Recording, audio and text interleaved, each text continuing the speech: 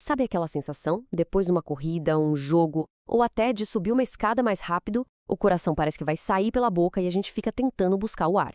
É uma reação que todo mundo conhece, né? É totalmente automática. Mas o que exatamente está acontecendo dentro do nosso corpo nesse momento?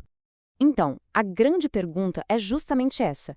Por que a gente fica ofegante quando faz exercício? Quer dizer, por que o corpo precisa mudar tão de repente um ritmo que, na maior parte do dia, é super tranquilo, quase imperceptível? Bom, a resposta para isso tudo está ligada a uma coisa, a uma demanda gigantesca por energia. É que é o seguinte, quando os nossos músculos se esforçam mais, eles precisam de mais combustível.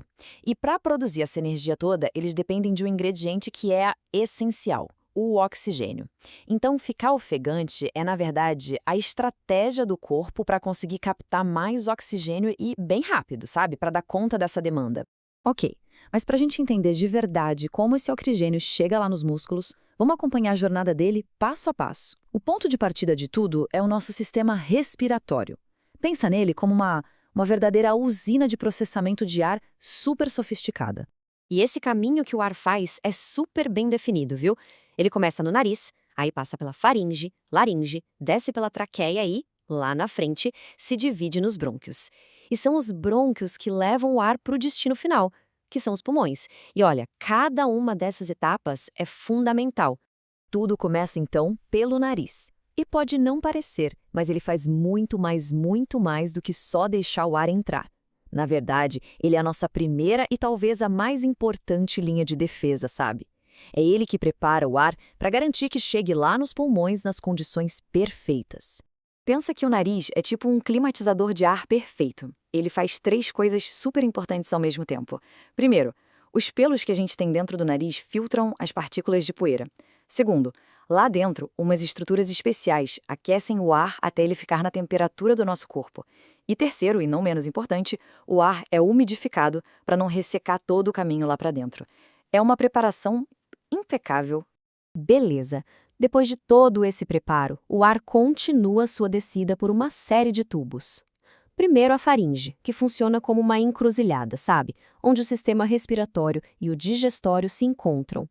Depois vem a laringe, que além de guiar o ar, é onde ficam as nossas cordas vocais, as responsáveis pela nossa voz. E por fim, a traqueia, que é tipo a grande avenida que leva esse ar direto para os pulmões. E pronto, o ar finalmente chegou ao seu destino, os pulmões. É aqui, bem no coração do sistema respiratório, que o evento mais importante de todos vai acontecer. A troca que literalmente mantém cada uma das nossas células viva. Esse processo tem um nome, é a troca gasosa. A definição parece simples, mas o que acontece é extraordinário. Basicamente, é o momento exato em que o oxigênio que a gente acabou de inspirar entra na nossa corrente sanguínea.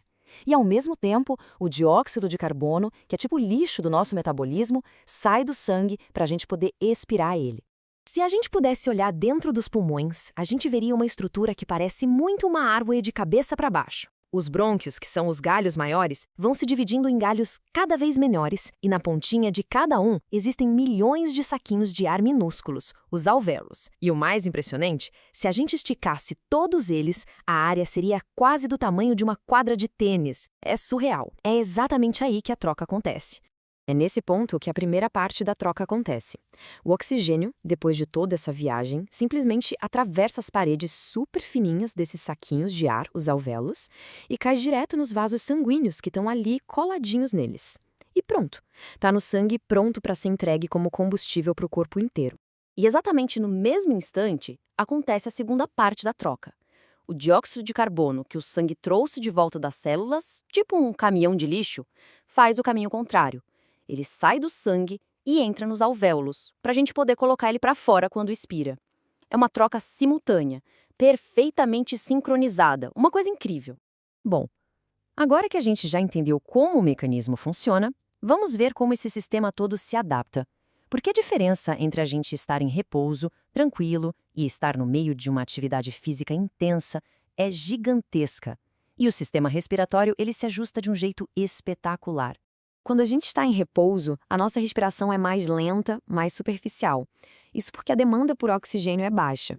Mas durante o exercício, aí tudo muda. A respiração fica rápida e profunda. Por quê?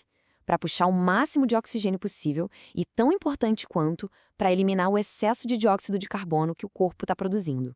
Isso é fundamental para manter o equilíbrio químico do nosso organismo. E a mudança nos números é impressionante. Em repouso, o número de vezes que a gente respira por minuto é bem baixo.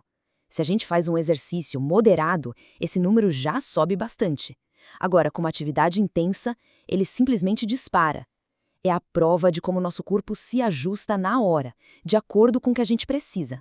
E o que a gente tira de tudo isso? Que praticar atividade física regularmente não só usa mais o nosso sistema respiratório, como também melhora ele. Resumindo, se exercitar fortalece a nossa capacidade de respirar. Mas como isso acontece na prática? Bom, o exercício fortalece os músculos que a gente usa para respirar, como o diafragma, por exemplo. E com esses músculos mais fortes e eficientes, todo o trabalho de inspirar e expirar fica mais fácil. E não só durante o exercício, mas no dia a dia também. Então, resumindo essa nossa jornada, fica muito claro que o sistema respiratório é bem mais do que só puxar e soltar o ar, né? Ele é um dos pilares que sustentam absolutamente tudo no nosso corpo. Vamos só recapitular as funções vitais dele. Primeiro, ele fornece oxigênio para cada uma das nossas células, o que permite que elas produzam energia. Segundo, ele joga fora o gás carbônico, que é um resíduo tóxico. Fazendo essas duas coisas, ele dá suporte para todas as outras funções do corpo. Sem ele, a vida simplesmente não existiria. Por isso que entender essa jornada completa, desde uma simples inspiração até a energia sendo produzida lá na célula, ajuda a gente a entender melhor essa resposta incrível que o nosso corpo tem no dia a dia, seja numa corrida intensa ou num momento de total tranquilidade. E para a gente terminar, queria deixar uma reflexão. Se esse sistema todo é uma máquina tão perfeita e ao mesmo tempo tão delicada, como será que a qualidade do ar que a gente respira todo santo dia, principalmente nas cidades grandes e poluídas, afeta o funcionamento dele? É uma pergunta importante, né? Para a gente pensar não só na saúde do nosso corpo, mas na saúde do nosso planeta também.